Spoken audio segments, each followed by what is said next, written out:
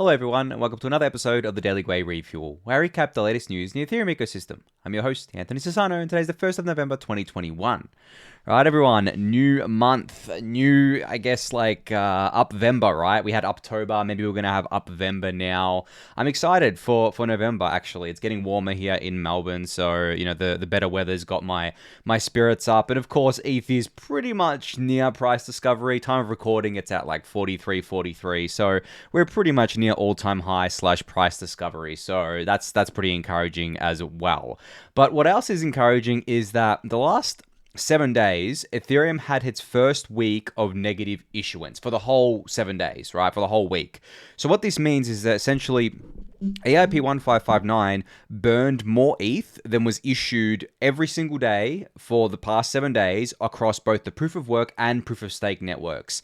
Now, this is absolutely insane, right? There were so many people who thought that ETH wouldn't be net deflationary until the merge because it would require 100 to 150 Gwei constantly for us to be net deflationary. Now, we've obviously I think I went through it last week. We had, maybe the week before, but we had like ETH's kind of like first net deflationary day, including proof of work and proof of stake rewards. Well, now we just had the whole week, and it's obviously because the ETH gas prices have been quite high lately. The market's been hotter. There's a lot happening on the network. There's extreme demand to use the network. And, I had a fefew people kind of like hit back at me, not so much on the tweet, but just like in general, whenever I talk about high fees, basically saying, you're celebrating kind of like all these ETH being burned and all these high fees, but people can't use the network. Well, look, I've been through it on the refuel so many times before. You guys all know what the Ethereum kind of like design is for scaling, so I'm not going to go through it again. But I think it just shows that people still, there's still a lot of people who are kind of like, they think layer 1 Ethereum is the best Ethereum has to offer. Obviously, we have a really bustling layer 2 ecosystem that just keeps growing, and that's still really early, though. That's the problem, right? There's still not very easy ways to onboard onto these layer 2s. Like, I put out this kind of like tweet here, where I basically say, Ethereum in the back, layer 2s in the front. If you know, you know.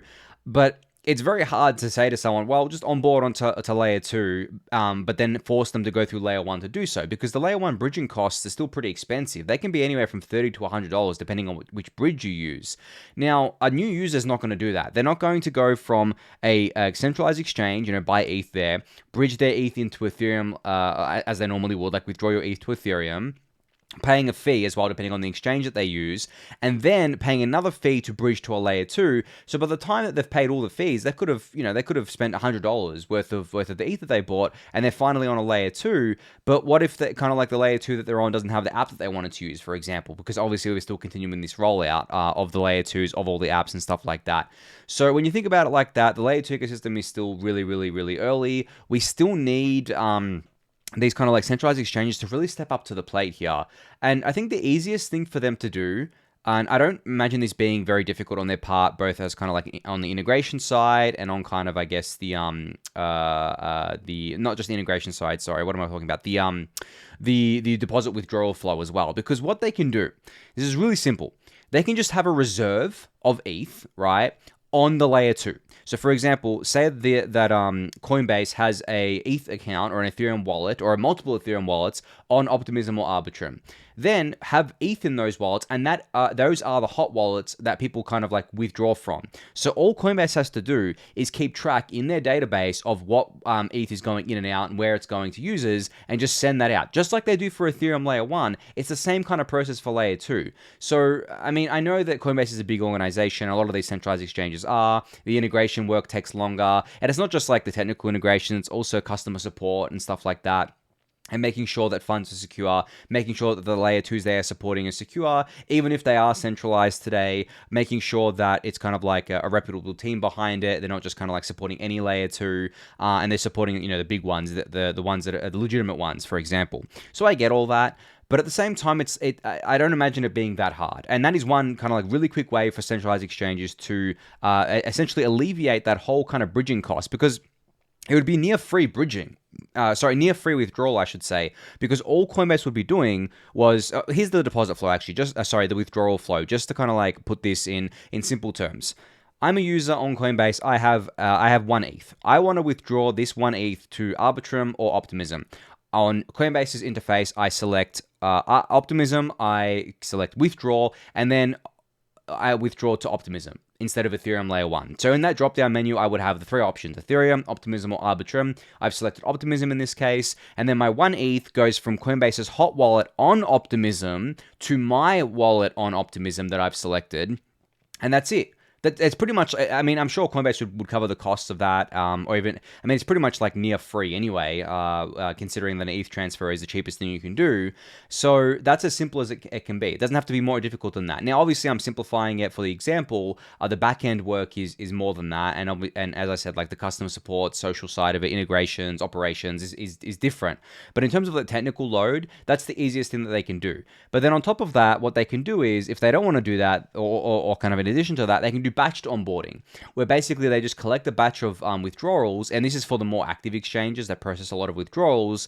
They can just batch them all together and then say, okay, well, you know, there's going to be like a half an hour wait to get your funds onto this, onto the L2, because essentially they're bridging directly from L1 to L2, and they're just kind of like amortizing the costs across all the users that are part of that batch. There's obviously direct fiat onboarding that these L2s can do. That can go bypass centralized exchanges altogether. And the same concept applies there, where essentially the provider that's letting you directly onboard via fiat to crypto has a crypto reserve on the layer 2 and then just pays it out through that. So, I mean, these things are solved issues. This isn't something that needs to be worked out. It just needs to be integrated. The research, I mean, there's not even any research to do. It's just, we know how to do it. Let's just implement it. And I think once that happens, the narrative is going to shift around people being like high fees are bad, right? Because they're not going to feel it anymore. They're just going to feel the cheap and fast transactions of layer 2s, while we still have the high fees at layer 1, where hardly anyone's going to play. I mean, I've explained it plenty of times to you guys. Layer 2 is literally layer 1 is literally the settlement layer for layer 2s long term. And I actually thought of an analogy today, and I don't think I'm the first one to think of this, but it really resonated with me when I thought about it today. Layer 1 Ethereum is a private jet, right? Layer 2 are the commercial jets and commercial flights. A very small amount of people can actually afford to use private jets, right? They're super expensive. I think like they can cost anywhere from $10,000 to $20,000 an hour to fly in one of these things, and it depends where you're flying, of course, and stuff like that. Obviously, it's very expensive because you, as in a private jet, you are paying for the fuel, the pilot, the stewardess, and the stewards in general. You're paying for all of that out of your, and all the maintenance, everything, blah blah blah, out of your own pocket, instead of amortizing it across hundreds of passengers, for example. So these layer 2s are basically that, where they're spreading out the costs of the layer 1 with all of these users. But if you're rich, right, and I mean, you don't have to be that rich to use layer 1 Ethereum today. You do have to have like an outsized net worth, but I'm talking like, I mean, only the mega rich can afford private jets. But eventually Ethereum layer 1 will probably get to that point where fees are probably going to be like, I mean, they're at what, 100, 150 Gwei right now on average. That over time, I expect that to increase, especially until we get data sharding. I expect that to increase and keep going up to maybe 200-300 Gwei, like average. That's when it gets to kind of the levels of, it might cost $300 for like a Uniswap trade. Then you're getting into the parts where it's like, okay, it doesn't make any sense for like most people in the world to use this. And it's the same with the private jet, commercial jet kind of like comparison. And I mean, there's tons of these analogies. It's like saying to people, well, you could buy a property in Manhattan, in New York, right? An apartment there, it's going to cost you millions of dollars to buy it. Or you could buy an apartment in some kind of like some place like outside of the city, like way outside of the city. It's going to cost you much less for various different reasons.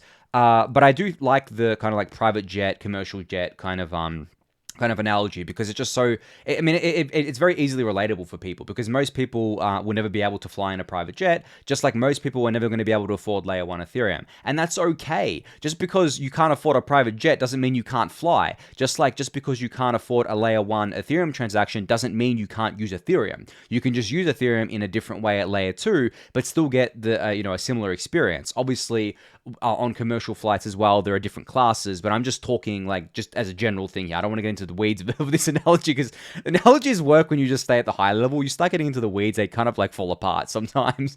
But like essentially, you obviously get a different experience as well, right? And the funny thing is that like, I think the layer one Ethereum experience, even not even accounting for costs, is just simply worse than layer two from a user experience perspective because of the block time. Like you still have to wait, at most 13 seconds for an Ethereum block, or if you get lucky, you'll do a transaction before a block gets mined. But really, it's slower than layer two. It's always going to be slower than layer two. So really, your layer one experience is degraded not just by high fees, but also by the slower transactions and the risk of dropping transactions, having to speed them up to get your transaction in, getting your transactions I guess like reverting, as we've all experienced before. That's just not going to really happen at layer two. It's still going to happen, but it's going to happen way, way, way less, and it's just going to be much easier to avoid those issues from happening as well. So, and on top of this, I mean, Scott Lewis put it well, where he said Ethereum isn't going to be a consumer-facing blockchain for all that much longer. And the funny thing is that people took this the wrong way to mean that Ethereum is not going to be the blockchain that people use. What he really meant was that it's just going to be layer twos. They are going to be the consumer-facing kind of like parts of Ethereum. And it's not just layer two, there's also any scalability solutions that just hang off of Ethereum. They're going to be consumer facing things. It's not going to be the Ethereum layer one. Maybe if Scott said Ethereum layer one isn't going to be consumer facing, people wouldn't be as confused. But I mean, he said, he went here and said, Ethereum as a settlement layer, Schelling point for all layer twos and institutions. So essentially what I said before, Ethereum layer one is the settlement layer. Settlement layers are not cheap, guys. Like, they're really expensive. And, the user layer is at the layer two there. So I thought that was an interesting way of putting it, but also thought it was funny that a lot of people got confused and used it as a kind of like opportunity to fight Ethereum, as they do. But yeah, still pretty funny to think about that. Another tweet from Scott Lewis here was highlighting a tweet from Ryan here, who was quote tweeting the CryptoPunk sale from last week, the $500+ million sale from last week that was done using flash loans. And I explained how that worked last week. It wasn't a real sale. It was just someone using a flash loan to basically show that this could be done. But Scott Lewis shared this screenshot of Ryan's tweet, and he said, Ryan's tweet said, NFT people tell me this was a flash loan, meaning this individual took out a loan to fake someone buying it, bought from himself, then immediately paid the loan. And then Ryan goes on to say, who the hell gives out a $532 million loan to an individual, even for an instant? And then Scott Lewis shares this screenshot of that tweet by saying, the Ethereum virtual machine, it's fucking magic. And then I commented, this is peak boomer TradFi energy, because it really is. Now, obviously, Ryan doesn't know how flash loans work. He probably doesn't even know how DeFi works in general, or even like how crypto works. And that's fine. But the funny thing is that like this kind of thing is going to keep playing out over and over again, because what we have within DeFi with stuff like flash loans is a new kind of like primitive. It is not something that is possible in the traditional finance system. And that's hard for people who haven't kind of been exposed to this stuff to get their head around. And as I mentioned last week when I was talking about this CryptoPunk sale, flash loans are probably the wildest thing that we have in DeFi. Personally, they're my favorite thing in DeFi, because they just kind of like bring together what makes DeFi magical, and that is the composability, and also kind of like the freedom for individuals to have just as much power over their finances as the institutions do over them. So with a flash loan, you can technically borrow, up to as much money as you want, and as long as you repay it in the same block, you're fine. Now, imagine trying to explain that to a TradFi person. You'd have to explain how Ethereum works, how DeFi works, how Ethereum blocks work, how transactions work. I mean, it'd be very hard to explain that. And this is not stuff that end users need to know about at all. I mean, if you like, flash loans are not really an end user thing. Like, flash loans are used for good and bad. Bad when they're used in exploits, good when they're used for like arbitrage and stuff like that. But generally, like a normal retail user doesn't really have like, a lot of use for it in their day-to-day activities. But obviously, if you want to get into the weeds of how it works, it's more complicated to explain. And I think that's why Ryan here kind of missed the whole point of what happened. So, I mean, it's funny because like I did like dunk on Ryan a little bit by saying this is peak boomer TradFi energy. I don't think Ryan was trying to FUD this stuff. I think he just didn't know how it worked. But again, I think it just shows this kind of like world that exists totally outside of DeFi, that has existed for much longer than DeFi, but doesn't understand what we're doing because they're just so far behind. It's too fast moving. Like, could you imagine explaining to people that, oh yeah, we had like DeFi, now we have like DeFi 2.0, and saying to them, yeah, it's a marketing term, but there are a lot of new features. where the DeFi 1.0 projects are kind of getting eclipsed by 2.0 projects because of this, and this reason. I mean, just explaining this sort of stuff to these people, it's kind of like, I mean, even people in crypto, we get overwhelmed, right, by all this stuff happening. We kind of like lose focus of it, or if we take a couple of days off, it's just really, really hard for us to kind of like keep on top of things. I know personally, as someone who covers this ecosystem, every day, if I take a day off, which I haven't since I got into Ethereum, 4.5 years ago, I have not taken one single day off where I didn't look at anything Ethereum related. I didn't look at the price, nothing like that. Not a single day. Even when I'm on a flight, I have used the Wi-Fi to stay connected. And even on the flights without Wi-Fi, the most I think it was like 16 hours or something like that. So 16 hours is the longest I've gone without checking, news about Ethereum and the ETH price and all that sort of stuff. And I felt like I had missed so much. I remember I landed in Melbourne because I was coming back from somewhere, and I checked my phone, and you know what I had missed? This was back in the bear market, but essentially I had missed the fact that I think China did something that was like really, really bullish. I can't remember exactly what it was, but it was really bullish for crypto, and ETH and BTC rocketed up. And I'd missed that whole thing. Everyone was talking about it, Twitter blew up about it, and I'd missed that whole thing just in that 16-hour window because I was on a flight and I didn't have Wi-Fi on that flight.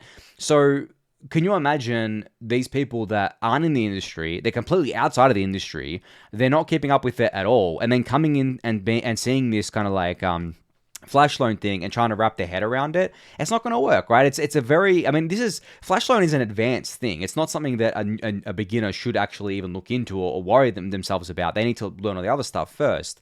But it really does show like the disconnect here, which I don't think is going to get rectified. I think that what ends up happening with technological paradigm shifts like this is that the kind of people that people refer to as kind of like quote unquote boomers, and I'm not even talking about like actual boomers. I think boomers just become a term to refer to people who are just like behind in technology, more so than referencing the actual generation of people. I think that those people are going to be the laggards. They're going to be like the late adopters, and they're going to be using this technology when it's ubiquitous across everything. Just like how, people that adopted smartphones last, whether they be, there could be any age, but it was typically kind of like the elderly that adopted smartphones last.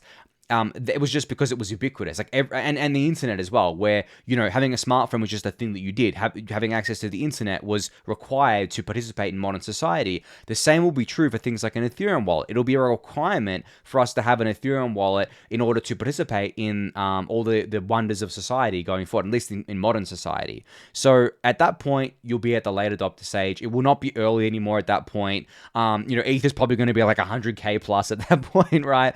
We won't even be talking like we are today about how it's impossible to keep up with Ethereum. It will literally be impossible to keep up with Ethereum at that point because it will be as large as the internet and as adopted as it. But yeah, I mean, anyone who's not paying attention day in, day out is definitely going to feel left behind. And it's just the way it is. If you want to be on top of the ecosystem, if you are actually interested in staying at the bleeding edge, obviously you watch the Refuel, you read the newsletter, you participate in other things, like you go look at Bankless, and there's a million other things you could be doing. You sit on crypto Twitter, but that's not for everyone, right? As Ryan Sean Adams always says in Bankless, like, we're on the frontier, guys. Like, we're heading west, but it's not for everyone. So from that perspective, if Ryan really wanted to, he could get into the ecosystem, spend time in it. Does he have the time to do it? Who knows, right? It's a big time sink.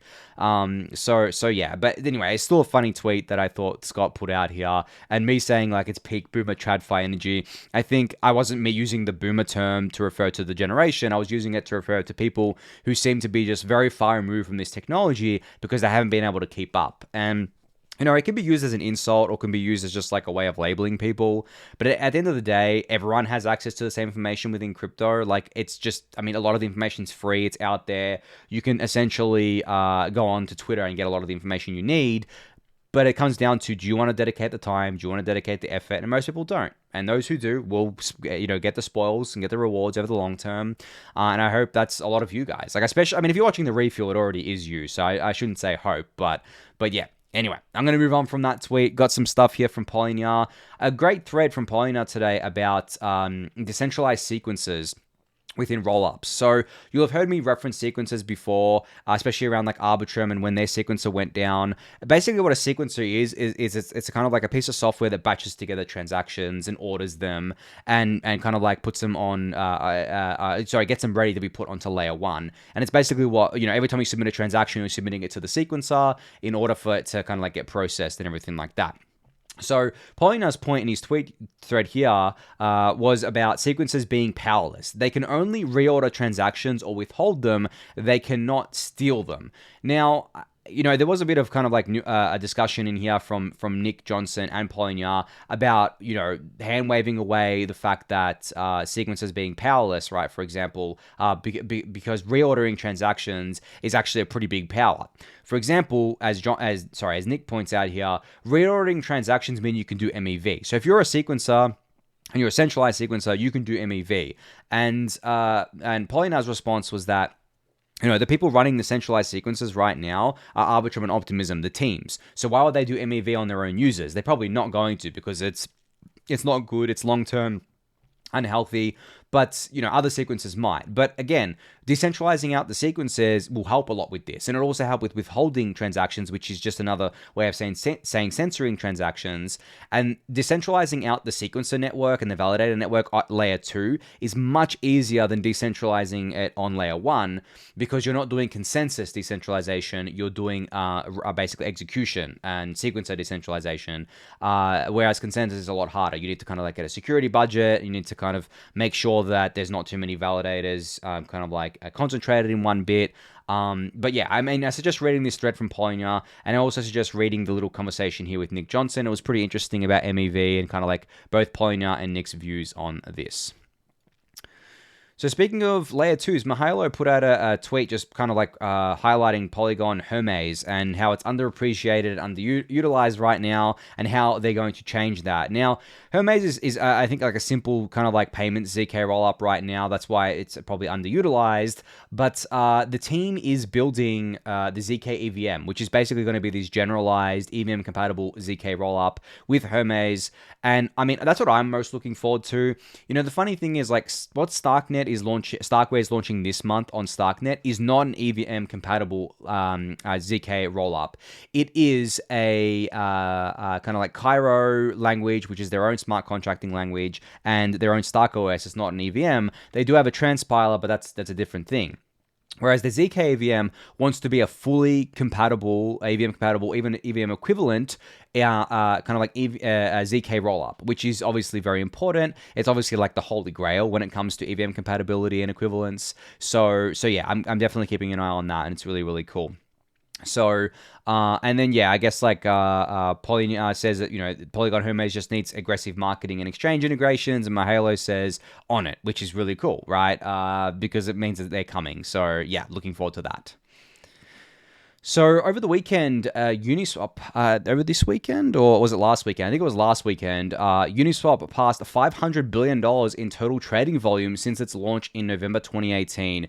This growth is absolutely insane. Obviously, this is huge. It's funny, you won't hear it now, but the amount of people who were betting against Uniswap and who were saying that AMMs wouldn't work and Uniswap wouldn't work, even all, up to kind of like 2019 or even late 2019, it was staggering. It was the consensus that it wouldn't work. Then 2020 happened, and DeFi summer happened, and Uniswap rocketed up and now does billions and billions of dollars of daily transaction volume. And it's not just at layer 1 either. As Uniswap says here, $2 billion of this volume was contributed by Arbitrum and Optimism, which are starting to see significant traction. And they haven't been live for very long. Arbitrum 1 has only been live for a couple months, right? Optimism, Uniswap on Optimism has only been live since July.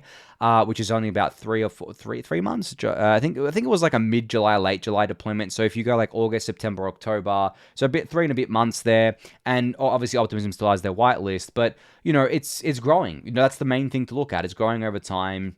This is just absolutely phenomenal. I was reminiscing today in the Discord channel a bit about this and about how different 2.5 years ago Ethereum was just as an ecosystem, not just the apps, but like Ethereum itself.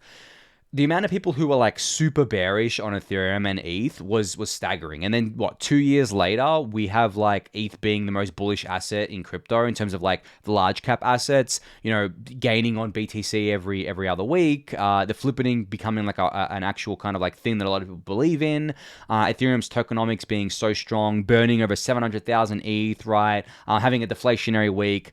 We've come so far in such a short period of time, relatively. I mean, 2.5 years is such a short period of time. Can you imagine what this ecosystem is going to be like in 10 years? Like, this is why I say we're still early, guys, because the prices that you see or the market caps that you see may seem really big to you, right? For example, you'll see like a $2.8 trillion total market cap right now, and you'll think, wow, that's really big, right? It's trillions of dollars. As I've explained before, the total kind of like market cap of equities around the world, I think is anywhere from 2 to 300 trillion. So we're pretty much like, still got 100 times growth left in it for total crypto market cap. And that's not going to be evenly distributed across everything. There are going to be some things that go 1000x. There are going to be some things that go 100x. There are going to be some things that only go 10x. But this is why I'm kind of like saying that we're so early in not just kind of like the prices of things, but also the adoption, because the prices are very much, for a lot of these things, or the market caps are very much ahead of their adoption. I wouldn't say ETH is. I think ETH is actually still undervalued relative to its current adoption. And then obviously you put a premium on it in terms of like future growth, which there's a massive premium that you can put on that because its future growth is massive as well. And also ETH is not just like a utility asset, it's also kind of like a store of value, has a lot of monetary premium to it as well. So from that perspective, you're better off comparing ETH to nothing. ETH is a unique asset. It cannot be compared to an equity. It cannot be compared to a commodity. It cannot be compared to a bond. It is everything, and it is a new asset in of itself, right? It's not limited to anything. So from that perspective, the ceiling of ETH's value is infinity. There is no ceiling to it at all. Over time, maybe far into the future, ETH could be worth $1 million because we burned so much ETH that its market cap doesn't actually need to go to at $1 million, its market cap would be, what would it be actually? It would be $100 trillion. It wouldn't even need to go to that because a lot of ETH would be burned at that point, right? So yeah, I mean, I'm not going to go off on like a super bullish ETH tangent here, but I just thought it was like interesting just thinking about it today, just how much has changed in such a short period of time and how much kind of like, how much growth there still is to come from this ecosystem. And we're really, really, really at the beginning still. Like, I mean, I say it a lot and I know it's a meme, but we're so early. Like, I can't not say that. So Tim Beiko did his thread on the another all core devs call that wrapped up last week. So lots of great content here to get through. There were updates on the merge, updates on stateless Ethereum as well, and a bunch of other things. Definitely give this tweet thread a read if you want the full breakdown of what happened on the All Core Devs call. I'm not going to read through it. I just wanted to highlight it and just for you guys, and I'll link it in the YouTube description below. A few more tweets to kind of like run through here as I'm coming up on time. I think I'm going to go through this one first and leave, I think these two are a bit longer. Yeah, I'm going to leave that one for last. Anyway, so Australia's regulators have given a green light to Bitcoin and ETH ETFs. I really hate when people do this, right? I know this is a Bitcoiner account, the Bitcoin Archive account, but they said breaking, Australia's regulator gives green light to Bitcoin ETFs, and then they link to an article that literally has it in the title. ASIC, which is Australian Securities Exchange Commission, gives trading of Bitcoin and Ethereum ETFs the green light.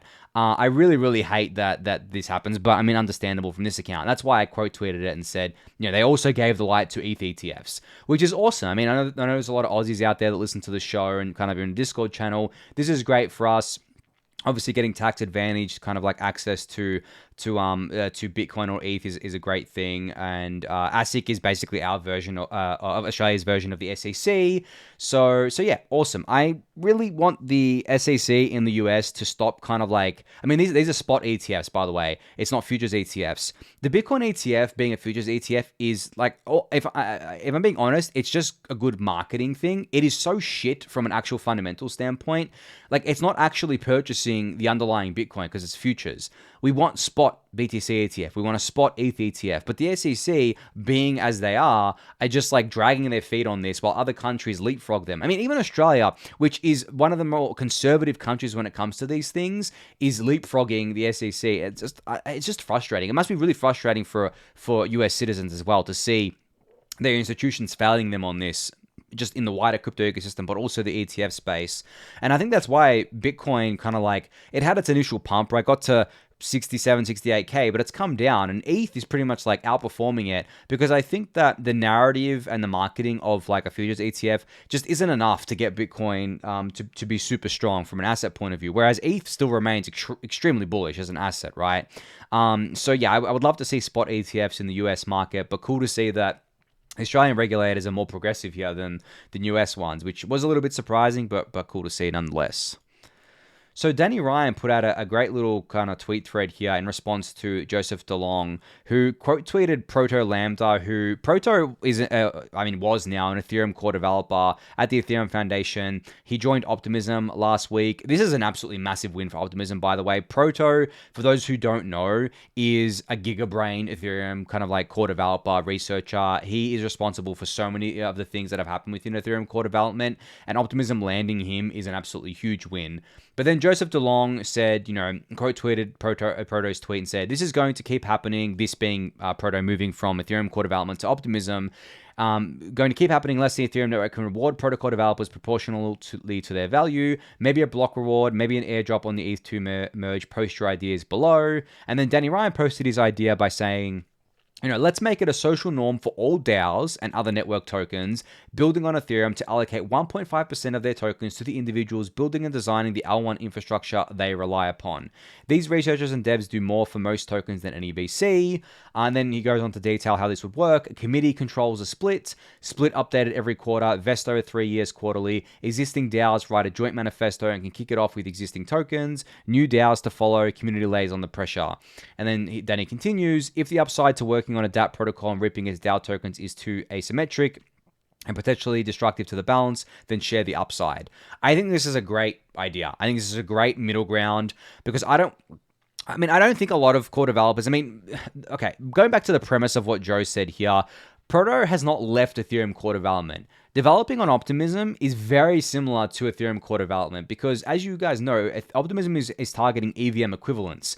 What that means is that you're basically doing what Ethereum does, right? At the core protocol layer, at layer 1. So Proto is just gone. He actually said in another tweet, he said the reason why he kind of like joined Optimism was because it wasn't mainly because of the compensation bump, but also because he gets to work on problems that are more pressing within Optimism, like scaling Ethereum and more pressing than what's happening on the core layer, which is totally fair, right? And totally cool. But essentially what Danny proposes here is like, let's make sure that the users of the Ethereum network, instead of kind of like poaching core developers, they can actually just like allocate a small portion of their tokens to core developers and allow them to kind of like share in the upside of these protocols that they may or may not have joined as founding members. I think this is a great idea. I think it is probably one of the only workable ideas. I don't agree with Joseph saying maybe a block reward. We went through the notion of block reward funding, as in paying out a portion of the new ETH issued per block to a development fund for core developers. This was discussed a lot especially in the bear market, and the kind of like the kind of consensus was that no, we shouldn't do this for a variety of different reasons, which I'm not going to go through now. An airdrop on the merge was also discussed, but again, it would require printing new ETH. It's just not worth messing with the Ethereum monetary policy, even though like I personally wouldn't be against it from like a, I guess, social standpoint, but from, I guess, like a wider kind of like taking into the wider context into account, it just wouldn't be good, and it wouldn't be kind of like net positive for the Ethereum network. So yeah. Anyway, I'm over time here, and I've got one more thing to talk about. Definitely check out this and check out the replies to Danny here. Last thing to talk about was that kind of, I guess, exploit last week within Cream that was due to XSushi. So it affected XSushi and the DPI token, which holds XSushi. But essentially, it was Aave was also vulnerable to this exploit. So, and they've since fixed it, or I think it's fixed by now, or they had a fix that was going through the time lock. But essentially, this exploit resulted in Cream losing over $100 million worth of assets, and Aave being much bigger than Cream in the billions of dollars worth. People kind of got spooked. And Justin Sun, who I mean, it's crazy, but I think he had over $4 billion worth of stablecoins and ETH in Aave that he withdrew as like a precaution. But I mean, it's just crazy that like he has so much money. I mean, he's added zero value to this ecosystem. All he's done is scam everyone. It kind of like hurts, right, when you really think about it. But I'm not going to get too harped up on that. But that was like kind of like the TLDR of that whole exploit shenanigans. And I know there was a lot of drama over the weekend as well between Aave, especially Aave and like the Yearn kind of like ecosystem. I don't know. I feel like this drama, a lot of it is just like petty stuff that really doesn't have any bearing on the kind of like long term kind of arc of this ecosystem. I would say that maybe it's good for some like short-term entertainment if that's what you're into. If you love gossip, if you love watching on as drama kind of like unfolds, which, you know, if you admit it or not, a lot of people like seeing that unfold and kind of like are entertained by it for better or worse. But essentially that's kind of like all it was. And I think in the end, really, the two protocols are just going to keep working as they normally do. They're not going to kind of like get tripped up by this, but that was basically the TLDR of all the stuff that happened last week, and I think Aave should be safe by now. I think it has gone through. I'm not sure. Maybe by the time you watch this, it's gone through, but I'm not sure exactly how long the time lock was. But it was put into place to kind of like mitigate this attack and to fix the bug there as well. But I think on that note, that's it for today. So thank you everyone for listening and watching. Be sure to subscribe to the channel if you haven't yet. Give that video a thumbs up, subscribe to the newsletter, join the Discord channel, and I'll catch you all tomorrow. Thanks everyone.